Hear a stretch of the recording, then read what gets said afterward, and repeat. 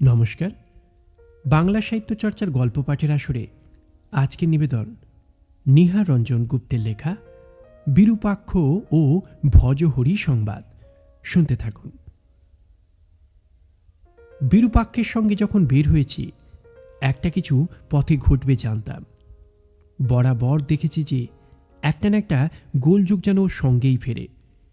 এবারও ঠিক তাই হলো। 1.5 মিনিটের জন্য বলতে গেলে ঊর্ধ্বশ্বাসে গাড়ি চালিয়ে জংশনে এসেও ট্রেনটা ধরতে পারলাম না। আমরাও এসে স্টেশন প্ল্যাটফর্মে পা দিয়েছি। কলকাতামুখো মেল ট্রেনটা প্ল্যাটফর্ম থেকে বের হয়ে গেল। ট্রেনের সর্বশেষ কামরার পিছনের লাল বাতিটা ক্রমশ দূরে অন্ধকারে মিলিয়ে গেল। অর্থাৎ এখন সেই ভোর 6টায় এক্সপ্রেস ট্রেনটার অপেক্ষায় বিহারের এই হাড় কাঁপানো শীতে যারা 7.5 ঘন্টা এই অখাদ্য জংশন স্টেশনের ওয়েটিং রুমের মধ্যে কাটাতে হবে। অবশ্যই ট্রেনটা ফেল করতাম না, করতে হলো ওই বিরূপাক্ষের জন্যই। দিদির হাতের তৈরি বেহারি দহি বড়া না খেলে নাকি ও চলছিল না। দুয়ারে প্রস্তুত গাড়ি, ঘন ঘন তাগাদা দিচ্ছি আমি, কিন্তু বিরূপাক্ষ তখন এক গামলা প্রায় দহি বড়ার রসাস্বাদনে গদগদ হয়ে আছে। ইচ্ছা করছিল একটা চর কষিয়ে দিই ওই বিরূপাক্ষের গালে, সেই সঙ্গে নিজের গালেও গোটা কয়েক। ওর দিদির বাড়ি জংশন স্টেশন থেকে পাক্কা 8 মাইল। অতএব ফিরে যে সেখানেই যাব তারও কোনো পথ ছিল না হাঁটা ছাড়া, কারণ গাড়িটা ফিরে গিয়েছিল স্টেশনে আমাদের নামিয়ে দিয়েই। বিরূপাক্ষ কিন্তু নির্বিকার। পকেট থেকে চারমিনারের প্যাকেটটা বের করে একটা সিগারেট নিজে নিয়ে প্যাকেটটা আমার দিকে এগিয়ে ধরে বললে, উফ কি ঠান্ডা রে, নে একটা, কড়া চারমিনার ধরা, জুত পাবি। অগ্নিদৃষ্টিতে ওর মুখের দিকে তাকালাম। প্রচণ্ড রাগে তখন কণ্ঠরোধ হবার উপক্রম আমার। কি হলো, নে না, ও পিণ্ডি তুমিই খাও। রাগ করছিস কেন? দিব্যি নির্জনে কয়েক ঘন্টা সময় পেয়ে গেলি, তোর নাম্বার 6 প্রোডাকশনের গল্পটা ভেবে নিতে পারবি। কোনো কথা বললাম না আমি। ও ততক্ষণে সিগারেটে অগ্নি সংযোগ করেছে। কটুগন্ধি খানিকটা ধোঁয়া ছেড়ে বললে, গল্পের ফেটিন করো একেবারে মধ্যরাত্রির এই জংশন স্টেশন। প্ল্যাটফর্মে হন্তদন্ত হয়ে দুজন যাত্রী এসে গাড়ি ধরতে পারল না। এমন সময় এক তরুণী দেখা গেল তাদের দিকে এগিয়ে আসছে। ক্যামেরা ফিক্স করবি একেবারে একজোড়া পায়ের উপর, শুধু দুটো পা এগিয়ে আসছে, এগিয়ে আসছে। তোর মুন্ডু হচ্ছে। রাগ সামলাতে আর পারলাম না, কঠিন কণ্ঠে বলে উঠলাম, দেখো, ঠান্ডার সময় ক্রোধান্বিত হওয়াটা ভালো। ক্রোধ মানেই শরীরে দ্রুত রক্ত চলাচল, অর্থাৎ রক্ত চলাচলের বৃদ্ধি মানেই বডি টেম্পারেচারের বৃদ্ধি। তাছাড়া বিরূপাক্ষর কথাটা শেষ হলো না। অদূরে ওয়েটিং রুমের দিক থেকে বহু কণ্ঠের একটা গোলমাল শোনা গেল। চেয়ে দেখলাম ওয়েটিং রুমটার আশেপাশে অনেক লোক জমা হয়েছে, বেশ একটা ভিড়। কি ব্যাপার কি, হঠাৎ ও জায়গাটা সরগরম হয়ে উঠল কেন? কথাটা মনে হয় এমন সময় একজন পয়েন্টসম্যান দেখি ছুটতে ছুটতে আসছে। বিরূপাক্ষ তাকেই প্রশ্ন করে, এ ভাইয়া শুনো, শুনো তো সেহি, হুয়া কেয়া? লোকটা দাঁড়ালো না, যেমন ছুটছিল তেমনি ছুটতে ছুটতে বেরিয়ে গেল এবং যাবার সময় কেবল একটা কথা বলে গেল, ওয়েটিং রুম মে একটু জানানা মর গেই। একটা জানানা মরেছে ওয়েটিং রুমে। সে কি, চলো তো শিশির। ভিড় ঠেলে কোনো মতে লেডিজ ওয়েটিং রুমের মধ্যে ঢুকে যে দৃশ্য আমাদের চোখে পড়ল তা সত্যি হৃদয় বিদারক। ওয়েটিং রুমের মেঝেতে 25 থেকে 30 বছরের এক অপরূপ সুন্দরী এবং সুবেশা নারী রক্তাপ্লুত অবস্থায় পড়ে আছে, আর তার পাশে বসে মধ্যবয়সী এক ভদ্রলোক হাউ হাউ করে বলতে গেলে কাঁদছেন। একপাশে একটা বিল্ডিং, গোটা 2 সুটকেস, টিফিন ক্যারিয়ার, স্ট্যান্ডে জলের কুঁচো। স্ত্রীলোকটি সত্যি সুন্দরী, গা ভর্তি দামি দামি গহনা, পরিধানে দামি সিল্কের শাড়ি, গায়ের একাংশে জড়ানো রয়েছে দামি একটা কাশ্মীরি শাল। কাত হয়ে পড়ে আছে সেই নারীর দেহ, পৃষ্ঠদেশে একখানি ছোড়া সমূলে বিদ্ধ, রক্তে পরিধেয় বস্ত্র একেবারে লাল হয়ে গিয়েছে, চক্ষু দুটি বিস্ফারিত, যেন আতঙ্কিত। সামনেই মাটিতে সেই মৃতদেহের ঠিক পাশেই বসে যে ভদ্রলোকটি হাউ হাউ করে কাঁদছিলেন, তার বয়স 40-এর কিছু ঊর্ধ্বে বলেই মনে হলেও দীর্ঘদিনের অত্যাচারে চিহ্নিত দেহটাই যেন বার্ধক্যের ভাঙন স্পষ্ট হয়ে উঠেছে। ভদ্রলোক যে রীতিমতো শৌখিন প্রকৃতির তা তার দিকে তাকালেই বোঝা যায়। মাথার চুল যদিও শীর্ণ হয়ে এসেছে, তবু পরিপাটি করে তেরি বাগানো, সরু সযত্নে পাকানো একজোড়া গোঁফ, ভাঙা গাল, খাড়া নাক, পরিধানে দামি শান্তিপুরী ধুতি, ভাইলার পাঞ্জাবি ও দামি কাশ্মীরি কলকাতোলা শাল। চোখের দুকোল বেয়ে গোঁফের পাশ বেয়ে অশ্রু ঝরে পড়ছিল। চারপাশে মৃদু গুঞ্জন চলছে তখন। ইতিমধ্যে রেলওয়ে পুলিশ অফিসার সহ দুজন জিআরপি কনস্টেবল ওয়েটিং রুমের মধ্যে প্রবেশ করল।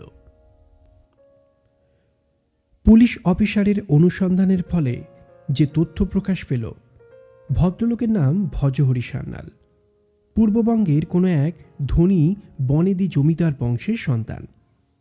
এদেশ বিভাগের ফলে অনেক কিছু হারিয়েও এখনও যে সম্পত্তি আছে তার পরিমাণও কম নয়। ভদ্রলোক চলেছিলেন দেশ ভ্রমণে, সঙ্গের ওই নারী তারই প্রতিপালিত দীর্ঘদিন ধরে, নাম বিজনবালা। ওই জংশন স্টেশনটির মাইল 10 দূরে একটি কুণ্ড ও জাগ্রত শিব রয়েছে। আগের দিন শেষ রাত্রের দিকে ওইখানে ওরা নেমেছিলেন শিব দর্শন ও কুণ্ডতে স্নান করবার জন্য। কথা ছিল পরের দিন আবার পশ্চিমগামী শেষ রাত্রের ট্রেনটা ধরবেন। রাত 8টা নাগাদ ওই দিন ফিরে লেডিজ ওয়েটিং রুমে বিজনবালাকে বসিয়ে রেখে সান্যাল মশাই কিছু আহার্যের সন্ধানে স্টেশনের মাইলখানেক দূরবর্তী বাজারে গিয়েছিলেন। আহার্য সংগ্রহ করে ফিরতে 2 ঘণ্টা দেরি হয়ে গিয়েছে। ফিরে এসে ওয়েটিং রুমের ভেজানো দরজাটা ঠেলে ভিতরে প্রবেশ করে দেখলেন ওই সর্বনাশ হয়ে গিয়েছে। ছুরিকাবিদ্ধ পৃষ্ঠদেশ, রক্তাপ্লুত অবস্থায় মরে পড়ে আছে মেঝেতে বিজনবালা। ওয়েটিং রুমের পশ্চাতের দরজাটা হা হা করে খোলা। দ্বিতীয় আর একটি প্রাণী সেই ঘরে নেই। সান্যাল মশাই প্রথমটাই এমন হতভম্ব হয়ে গিয়েছিলেন ওই ভয়াবহ দৃশ্যের সামনে যে তার কণ্ঠ দিয়ে কোনো শব্দ বের হয়নি। তারপরই হঠাৎ চিৎকার করে কেঁদে ওঠেন এবং লোকজন এসে হাজির হয়। জিআরপির অফিসারটি বয়সে তরুণ, কিন্তু বেশ চটপটে ও বুদ্ধিমান বলেই মনে হলো, এবং বিহারি হলেও দেখা গেল পরিষ্কার বাংলায় কথাবার্তা বলছেন। প্রশ্ন করতে লাগলেন অফিসারটি সান্যাল মশাইকে। ঘরের মধ্যে যখন এসে ঢুকলেন, ঘরে আলো জ্বলছিল? হ্যাঁ। ঘরে আর কেউ ছিল না? না। পিছনের ওই দরজাটা খোলাই দেখতে পেয়েছিলেন তাহলে? কতদিন উনি আপনার সঙ্গে ছিলেন? তা বছর 3 হবে, বেশি হতে পারে। 2-1 দিনের মধ্যে আপনাদের দুজনের মধ্যে কি কোনো মনোমালিন্য বা ঝগড়াঝাটি হয়েছিল? না, সেসব কিছু নয়। আমরা দুজনেই পরস্পরকে প্রাণের চাইতেও ভালোবাসতাম।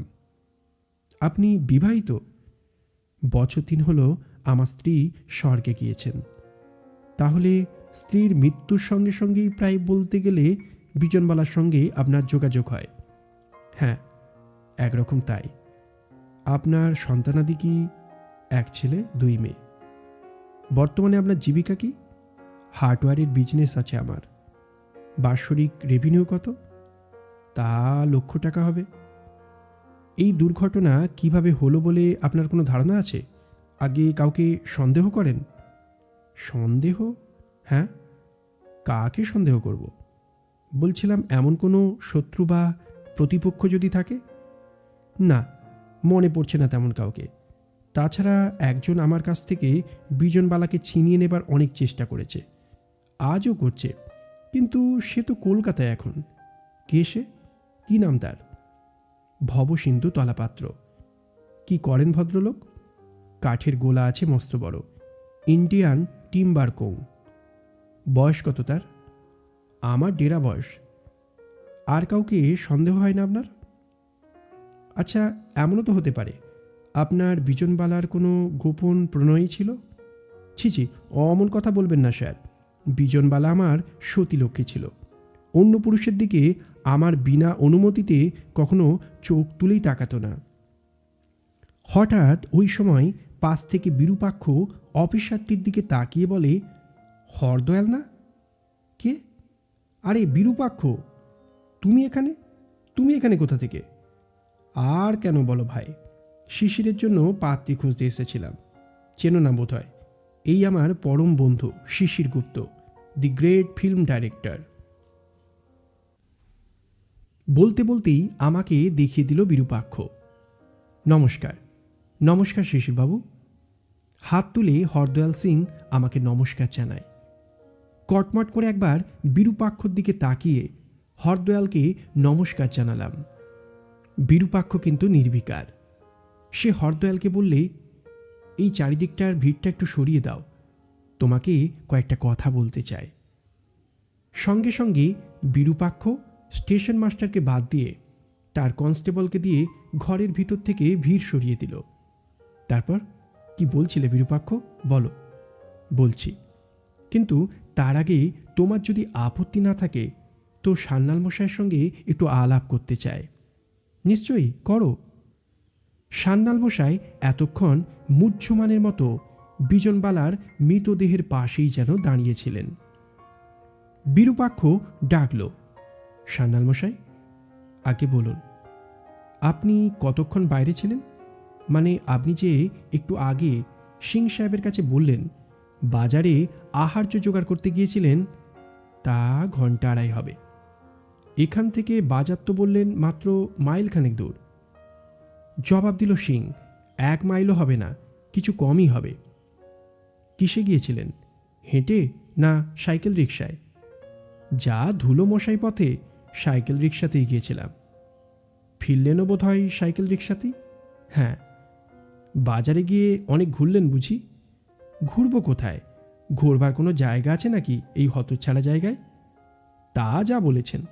তাহলে গিয়ে খাবার নিয়েই চলে এলেন বলুন। তাই।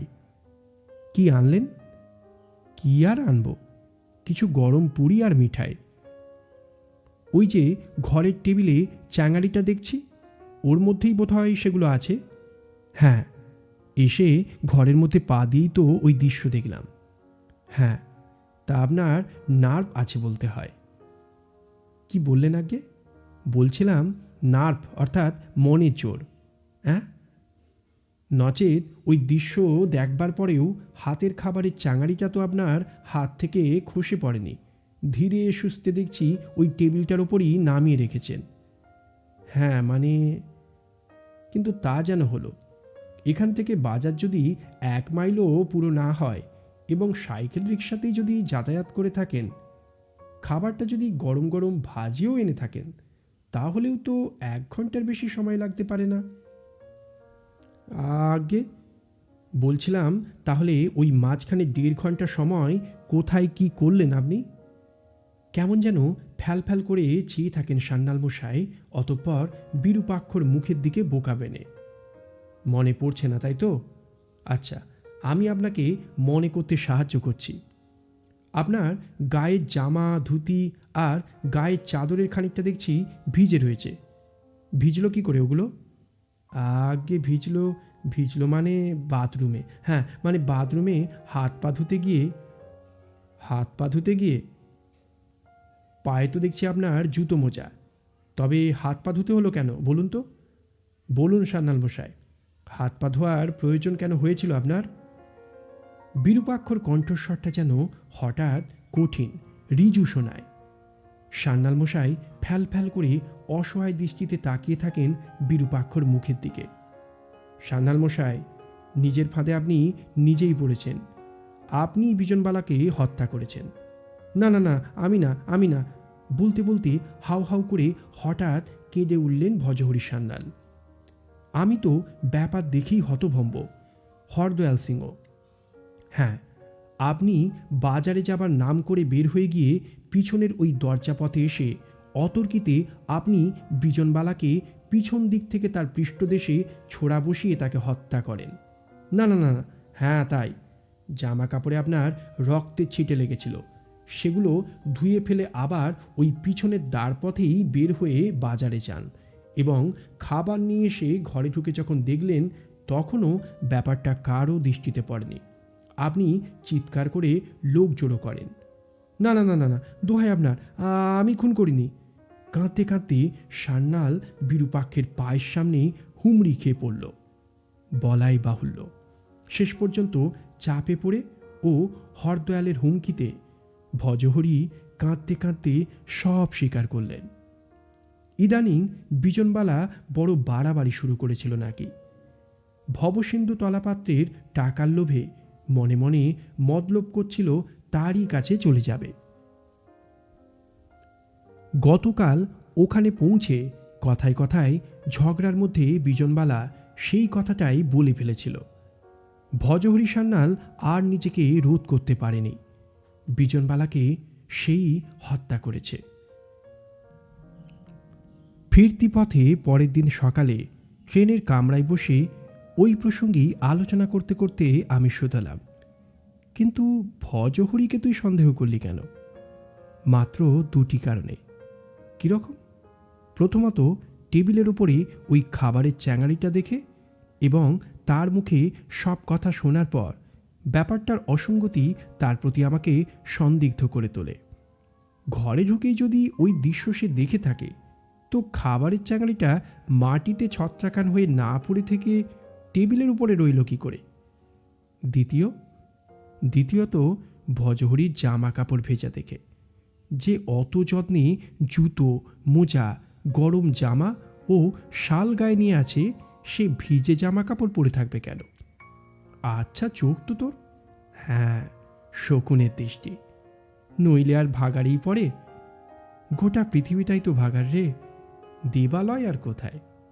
বেচারি ভজহরি সান্যাল। কেন? নচেত ওই সময়ই বা অকস্মাৎ বিরূপাক্ষ ট্রেন ফেল করবে কেন? এখন তো বুঝছিস শিশির, ভগবান যা করেন মঙ্গলের জন্যই করেন। বললাম, তার বুঝছি না। নিহার রঞ্জন গুপ্তের গল্প বিরূপাক্ষ ও ভজহরি সংবাদ। আমাদের গল্প পাঠ ভালো লাগলে চ্যানেলটির সঙ্গে থাকবেন। সঙ্গে থাকার জন্য সকলকেই ধন্যবাদ।